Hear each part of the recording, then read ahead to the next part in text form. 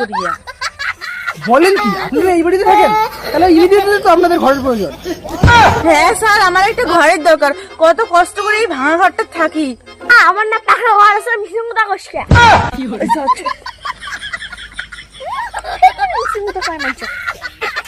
ইমা, বাচ্চারা না বলতেছে আপনাদের পাকা বাড়ি আছে, আপনি এবার বলেন নাই।